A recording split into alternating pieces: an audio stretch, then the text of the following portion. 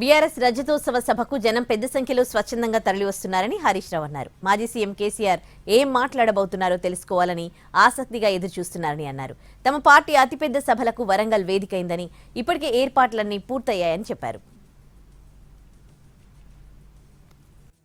ఎప్పుడైనా బీఆర్ఎస్ పార్టీకి అతిపెద్ద సభలకు వరంగలే వేదిక అయింది.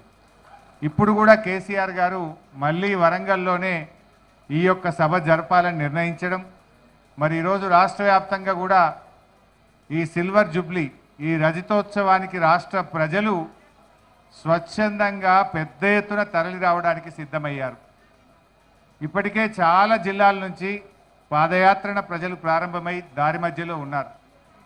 ఎడ్ల బండ్ల మీద కొంతమంది చేరుకున్నారు, ఇంకా కొంతమంది చేరుకుంటా ఉన్నారు. కొంతమంది సైకిల్ యాత్ర మీద బయలుదేరారు. కొంతమంది స్వచ్ఛందంగా తమ సొంత వాహనాల్లో రావడానికి కూడా